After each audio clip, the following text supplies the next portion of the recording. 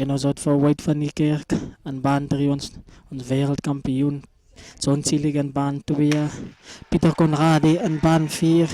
En ons kyk, die man het hulle eerste paar tree van die wedloop gevat.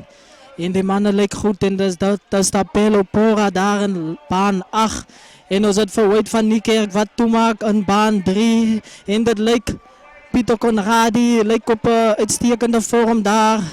Hy gaan nou die 200 meter aantree en dis Wade daar wat vir ons gaan aksie wys en dis Wade wat deurkom. En dis Wade wat kom, en dis Wade, dit lyk soos Wade, dis Pieter Conradi, en dis Wade wat die aantree maak by die 100 meter, en dis Wade wat uitstekend lyk, en dit is Wade se reis, en dit lyk as ons nuwe 2016 SA kampioen. Wade van die Kerk is die wenner, Pieter Conradi tweede en Sonderjager derde. Af 44, Wade van die Kerk.